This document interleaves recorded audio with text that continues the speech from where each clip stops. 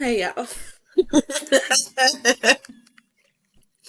Welcome back to another episode of Brands, Business, and Boundaries, where you never know how we're going to start the show. But we're here, and that's what matters. Yes. I am Shekinah, your host, and I'm joined by the other host, Miss Kimberlyn. Kimberlyn, what up, y'all? Hey. All right, y'all. So we're gonna get into it. We had a really good co-working session today. I was able to work on some flyers for our upcoming Girls Night In events. If you haven't heard, if you haven't checked them out, we are doing virtual events every Friday for the girls. Okay, all from the comfort of your home. Okay, so check out the Let's Talk Sis pages, YouTube, etc. for details on that. Kimberly, what did you get done today? So I was working on Discover Your Destiny and making sure that everything was structured for that. This week we're talking about brain people, which is my absolute favorite thing to talk about in the whole wide world. And so that's what I got done. I got everything set up for our brain people discussion. Nice, nice. I thought it was one Friday a month. Yeah, it is. It's the first Friday. Did I misspeak? I might have. I could have, but it is Well, the first yeah, Friday. you had said Oh every Friday. Trust me, I was gonna come back to that because I was like, oh, we've no, increased programming, you guys. no, But no. there's also first and last Friday though. Is actually what it First is and too. fourth Friday because there are some Yeah, months with five yeah, Fridays, because so I do want to first and fourth Friday. The first Friday's Girls Night In. The second Friday are whimsy events, holistic herbal infusions, medicinal, sustainable, and yeah, yes. that is what Whimsy stands for. So if you're interested in those events, you can also find those on the Minding My Black Ass Business universe, as well as the Let's Talk Sis universe. The Whimsy events are Patreon and invite exclusive. Okay. Exclusive. Yes. So today, what I wanted to talk about, and it actually is just so great that all the things flowed. We kind of touched on it a little bit earlier in our co-working session today, but I want to talk about DTRs. Okay, I Mm. want to tell the people the who, what, when, where, whys, and hows of a DTR because I think as we talk about brands, as we talk about business, and especially when we get into speaking on boundaries, DTRs are essential. So I'm intentionally using the acronym so that you can tell the people where what it stands for and maybe its origins and how it came about to be a thing. And then again, we'll go through the what, when, where, whys, hows, etc. as we Yeah, continue. so DTRs is not something that I came up with. It actually was my best friend Bianca, and it's called Define the Relationship. And so Bianca's universe is very much run on three keys, and those three keys are accountability, transparency, and integrity. And so DTRs or define the relationships, I think were kind of birthed out of that. And basically, what it means is to have an intentional conversation about where we are and what we are doing. This is not limited to romantic relationships. This is any relationship. Okay, so this is friendships and family ships and co-working ships and business ships and all of that. Whatever type of ship you in, the DTR is very much applicable and appropriate. So um, basically, it is like I said, having that intentional conversation about what we are doing, how we are showing up for each other, what does accountability look like, how are we processing what is happening, right? So being intentional with getting the other person's side of things, which is interesting because I was just talking about how excited I am to talk about brain people. And one of the reasons is one of my most favorite things to talk about is because brain research is something that is really important to me and is something that I have is my special interest, if you will, as well as my specialty. So I am hyper aware that we have things going on inside of our brains that other people are not privy to at all times, unless you choose to make those thoughts visible by speaking them or writing them or what have you. But other than that, there's a whole production that's going on inside your brains. You are creating an entire movie. Yeah. I don't know, does your life exist in a movie, or is your life more like a reality show or documentary? Like, how does your life exist? Big reality show, Okay. because I can't make this shit up. Okay. Okay. And my life, I feel like, exists in a combination of docu-series and like series. Mm, So I say all that to say you're creating your thing, right? You're mhm, creating your reality show. Like, you're the executive producer of the things, right? At all times.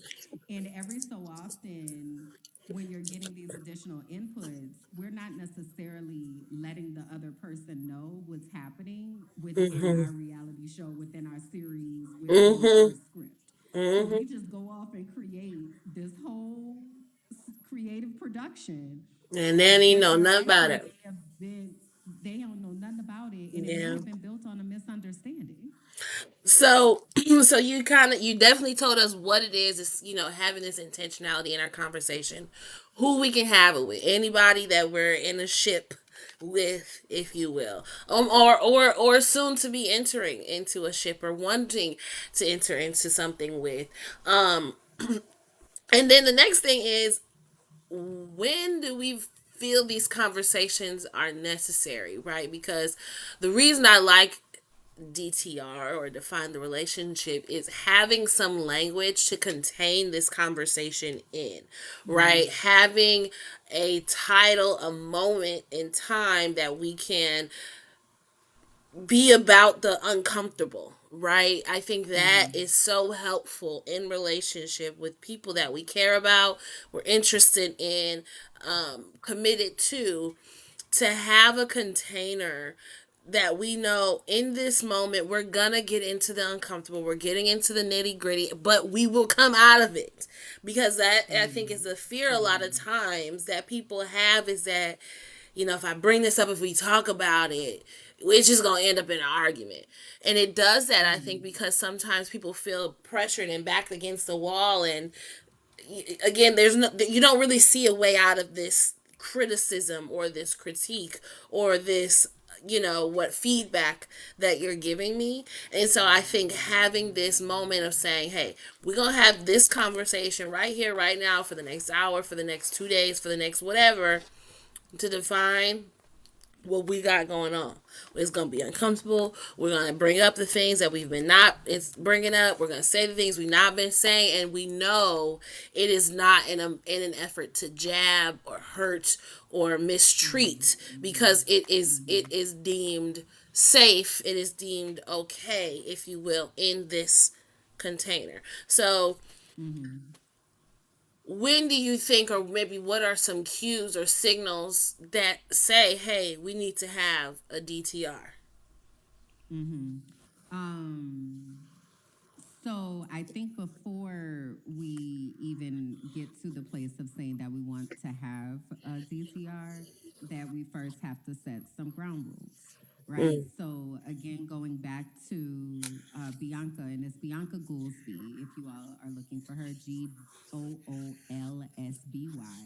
Um, I mentioned the three keys that she operates with, right? So transparency, integrity, and accountability. So she kind of narrowed down to that because she's like, this is the base that I need you to be coming into this space with in order for us to be able to have productive conversations, right?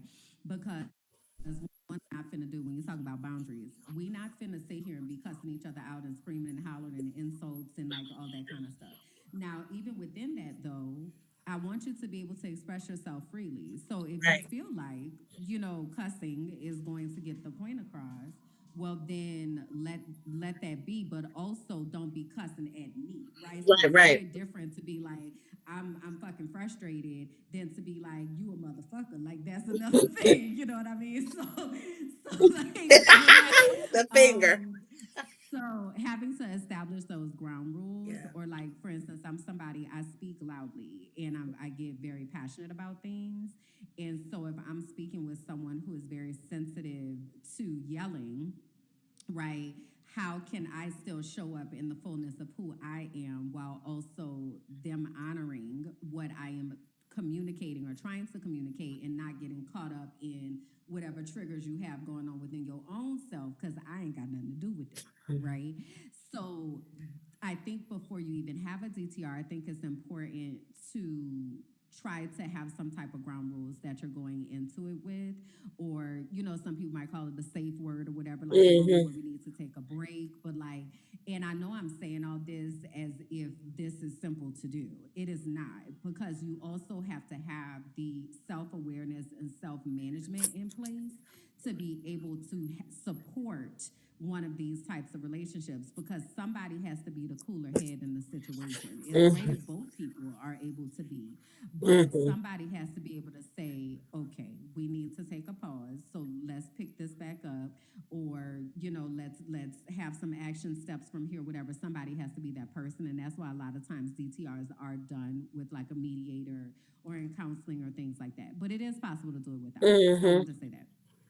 So when do you do it? Whenever. I think it's a really cool concept to do a DTR before you even enter a relationship, which might feel kind of corny to some people. And when I'm saying relationship, I'm not even thinking about romantic. I'm honestly talking about even with friendships. Yeah. Like, and so you and I remember one day I was like, so who do you like, how do you see me? Who am I in your Hmm. world? Like Hmm. what does this look like from your perspective? Because again, you've been in your own reality show and I haven't seen it. So I don't know what's happening when you're in the confessional. Why you You don't know? watch my stuff? No, just kidding. So, but I do, right? But also, there's also so much that is left unsaid, right? So, having DTRs, it doesn't have to be a negative experience. Like it does not have to be because something has happened. It can very much be, I feel like we really get along and I want to be your friend. Like what are the things that are important to you in the Right, relationship? lights. Like how do you, what is important for you that we show up? For example, I'll use us again as an example. When I said to you, I need things on the calendar, right? You was like, bet we finna put the things on the calendar, baby. Calendar it Calendar it now, will right? be. Correct. As opposed to, there are some folks who are opposed to calendars. Like I have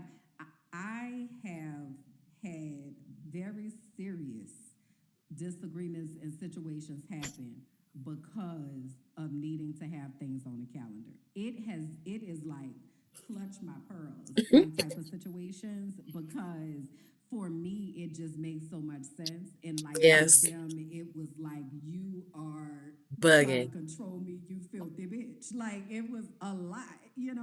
Yeah, But that's that's a crazy. conversation that might be necessary to have. How are we going to Hmm. spend time together? How are we going to block out that time together? How are we going to protect that time? How are we going to Hmm. communicate to each other? How are we going to communicate when things get difficult, right? So if you can do all of that beforehand, amen, that's a Yeah, good healthy relationship we walking into. All the time that don't happen, and probably never most usually times happens because don't. y'all just we just learning out about this right now, right? So you On already in a today. relationship. Yeah. So in your relationship, if you feel like there have been things that, like, there are a lot of things going unsaid, or like you feeling some type of way, insert type of way here, and you kind of like, I don't know, the energy feels off. And this is the thing is we be knowing this, but what we don't do is actually confront it. And that's why I said, like, confrontation doesn't have to be negative either. For me, confrontation is positive because we about to get some things straight, girl, and we gonna walk out of here better. Okay. Mm. So let's put the things on the table so we can hear it, because I love you and I value you and I want you in my life. So let's figure out what it needs to look like, right? that's how I approach things. And I Mm-hmm. try to only be in relationships with people who are willing to do that same thing. Reciprocal. So if there's been some funny acting energy, right, it's like, Yeah. hey, we need to have a It's DTR because time. what's going on? Yeah. And 9 times out of 10 is that reality show in that docu-series where you was executive Different producing it. producing And no, that's meetings. not, I didn't even say that. I don't, that's Yeah. not what was happening though. Like that, Yeah. but that's not what, Yeah. right? But when we allow those things to linger and don't actually have the conversation, then we built a resentment that doesn't have to be present. So if things feeling funny, then you need to do that. The other time that I would offer is after there has been some type of disagreement or some type of reparation that needs to happen. So then having that intentional time after cooler heads are prevailing and all that kind of stuff. Okay. So let's talk about what we were proud of during this situation. Let's talk about what we were not proud of during this situation. How do we want to move forward? What do we want our three keys, if you will, to be, or maybe you got five, like however many. Like then now that we've had this blow up, I still love you and I care about you and I want to make sure that we know that we are here for each other.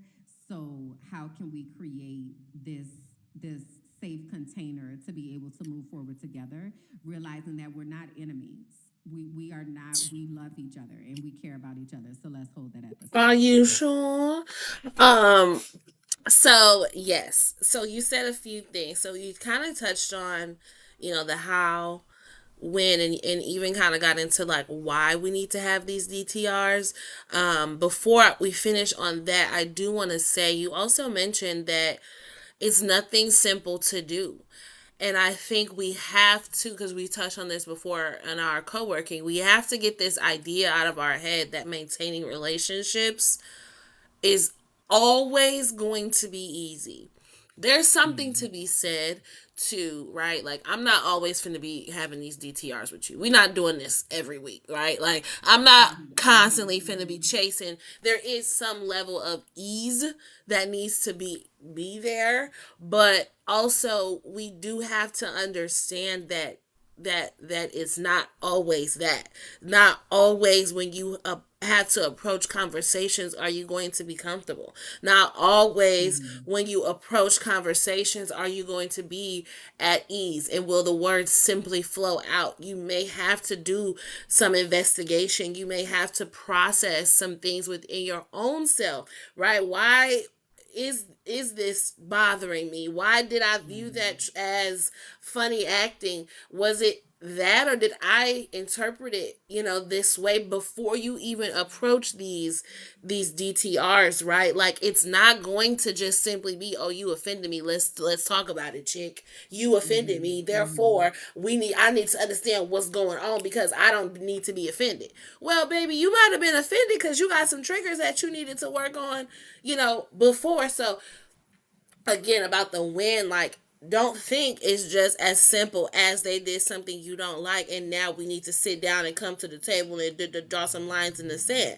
Okay, why don't I like these things? Why are these things bothering me? What is the actual solution that I need? Like we talked about before, with my partner, I swore I just needed you to say, I'm sorry for knocking over your water bottle.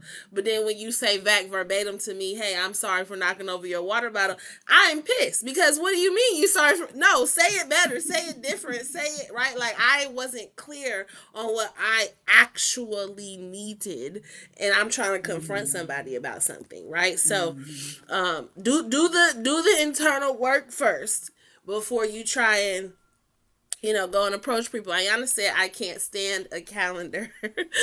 I think she See? I think she meant to say, but what if the funny acting is energy is a sign of the end of the relationship, especially as adults relationships are hard. And so that is to my last point, why we need to have DTRs. You also mentioned resentment, right? Because sometimes Mm-hmm. DTRs are to actually define our involvement with each other, whether it's a friendship, a relationship, etc. But sometimes we're committed to people, right? And so it is to define the new look, the new energy, the new vibe of this thing. And if we don't have that conversation and we are still engaged with each other, whether we're in business, in marriage, in sisterhood, whatever, we're gonna build up resentment, right? Because it's not like I'm just gonna squash you. You're not out of my life. You still in my Mm-hmm. life, and because I never addressed Mm-hmm. certain things, I'm resentful towards you. And you never knew that my reality show plays you as the villain, while in your documentary you're the hero that saved the whole city, right? Like you Mm-hmm. Elphaba in my story, right? And so it's just Mm-hmm. kind of like why we need to have these conversations, because sometimes, like you said, it's the end. We're grown, right? This friendship has come to a head. It has come to a course, and I love you for all the memories we had, all the places we traveled, all the licks we hit. You know what I'm saying? But I'm not stealing no more. Okay? Yes, that part of my life is over. And so back to your point though, when you was talking about doing the self work, like that's why what we're talking about is basically, let me give some language to it, is the five competencies of social emotional competence. And so that, or emotional intelligence and like all of that. So there are five competencies. The first is self awareness. How do I feel? What is going on with me? How am I what am I feeling in my body? Like what are the things that are happening with me? The second is self-management. Now that I know what's happening with me, what am I doing with that? What is my plan to manage my own self, right? Then and only then, after we've done that, do we go to social awareness, which is honoring that somebody else also has their own reality show, their own docu-series, they got their own shit going on, right? So how can I exist in myself and then also realize they're doing those things as well? Then we go to positive relationship building and or repairing and or ending. I'm not somebody who feels like just because a relationship has ended that we have to be enemies, unless that's what you choose for it to be. But that's really up to you. But the self work that I have done is I have processed whatever this is. I've done, like I might have righteous indignation. I also might have been wrong on some things, whatever. But I done my own work, and I've come to grips with the fact that this other person may not be coming in that same spirit. And so this is where our boundaries come in. If I am saying to myself, I'm not going to be in relationship with people who are disrespectful and who dishonor my time and dishonor my humanity, right? And I come to the DTR with those intentions. And then you come to the DTR on some bullshit and you sitting up here cussing at me and like doing the things that we've already said. Well, guess what, baby? Thank you for making a decision for me. You are not, we're done here. Insert mental funeral, whatever that looks like. Like now we're done. But that also doesn't mean that I have to now seek revenge. I have to like I made peace with that and I let that go. So I also Mm-hmm. don't want it to seem like we always have to repair relationships. In Mm-hmm. that clarity that we're doing with ourselves, sometimes it is time for that relationship to end. And that does not necessarily mean that it needs to be negative unless that's where you want to go. Period. Like you know what I Period. mean. So if I definitely have some arch enemies out here who actively be like fuck that bitch, and that's okay. I will be that. So listen, y'all, that is the DTR, okay? And I wanted to have this conversation because as we are growing as community, as we are meeting and coming across new people, I think it's one thing for us to equip them with how to handle these situations and how to stand up for yourself and how to have boundaries. But you gotta know what to do once you get punched in the face, right? And what Mm-hmm. I mean by that is when you start defining who you are, when you start standing up for yourself, when you start rebranding, when you start excelling and elevating in life, your your role, your position in these relationships and needs and things like that with people is going to change, right? That Mm-hmm. you are becoming a different person. So inevitably what you need, how you engage, it's going to change. And so how do we equip ourselves with the tools to handle that change and navigate that change safely, responsibly, ethically, in a non-toxic manner, right? Just because you're, again, like you said, just because we're no longer friends and we're moving on, we don't, it doesn't have to be a toxic ending, right? Or a tragic goodbye. And I honestly, that's been a struggle for me. Like a lot of people that I don't have community or engagement with, it has been a cutoff kind of situation. There it wasn't these conversations of closure, and not that I believe everybody is Mm-hmm. owed that, right? Sometimes you go Mm-hmm. through them first two processes that you mentioned, and bitch, my self management is that I don't ever need to Subscription speak to you canceled. again. Okay, Okay. that's it. Got it. You know, we don't ever have to speak again, right? So okay, but then there are those people that, dang, that it would have been nice to at least have given ourselves in our relationship the opportunity to Mm-hmm. actually decide if we want to continue versus circumstantially not, you know, Mm-hmm. engaging and Mm-hmm. being involved. So, hopefully, this was helpful for some of y'all's. And remember, you know, shit, relationships are work, okay? But the ones that are important to you, I want to again continue to give us tools to maintain and manage those versus just bowing out and copping out because we don't know Yeah. any better. What to say or what Yeah, to do. we don't know any Yeah. better. So, Yeah. we will be looking out for your language book, Kimberlyn, on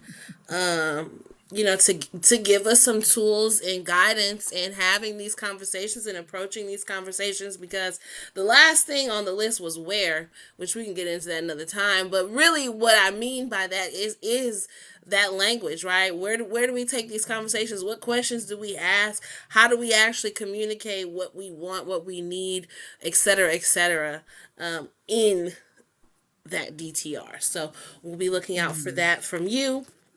Anything else you want to leave the people? I wanted to say that the fifth part of social emotional learning is responsible decision making, and that exists throughout all the pillars. And I think it's important for us to ask ourselves what that means so that we can also use wisdom as we are approaching things like Mm-hmm. DTRs. DTRs are for people that we value and we want to keep in our life. If you do not value that relationship or you do not want that person in your life, then you do not do a DTR, baby. You make your decision for what it needs to be. All right. But yeah, I'm glad we had this conversation. I do know that oftentimes language, having the right language gets in the way of what we would like to see happen because we just don't know what else to do. So I'm grateful to be able to have some insight to provide. Yay. All right, y'all. That is all we got for this week's Brands, Business, and Boundaries. We hope you appreciate this conversation, and we'll be back next week. See ya.